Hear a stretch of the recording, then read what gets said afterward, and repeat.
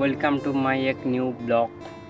তো তো আমি অনেক দিন ধরে ব্লগ করি না, ধরো 7 থেকে 8 মাস হয়ে গেছে আমার চ্যানেলে কোনো ব্লগ আপলোড করি নাই। মানে একটু প্রবলেমে ছিলাম, বলতে একটু ফ্যামিলি প্রেশারে ছিলাম, সেই জন্য আমি অতদিন ধরে কোনো ব্লগই আপলোড করতে পারি চ্যানেলে। বলতে গেলে আমার চ্যানেলে রিচ পুরোপুরি চ্যানেলের রিচ একদম মানে নাই বললেই চলে। মানে চ্যানেলের রিচটা একদম পুরোপুরি ডাউন হয়ে গেছে। তো যারা ভিডিওটা যাদের কাছে পৌঁছেছে দেখছে, একটা লাইক করে একটা কমেন্টে বলে দিও যে আমার কাছে ইমপ্রেশন এসছে।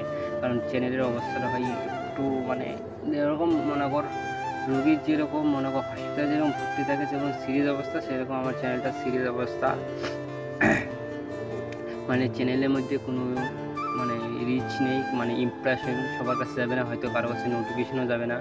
তো কাইন্ডলি যারা ভিডিওটা দেখতেছো তো একটু হলেও ভিডিওটা শেয়ার করে দিও, যাতে আমার চ্যানেলে ইমপ্রেশনটা যাতে চলে আসে। আর আমার লোকেশনটা হচ্ছে ঠিক এরকম, মানে তিস্তার ধার থেকে যাবো। তো অনেকদিন পর আজকে ব্লগ স্টার্ট করলাম, তো ভাবলাম যে আজকে তিস্তার ধার থেকে স্টার্ট করা যাক।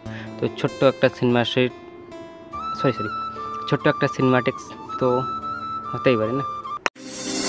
একটু দূরেই ডাকছে জীবন, যাচ্ছি চলে তাই ভাবছি তোকে আঁকছি কত রঙ।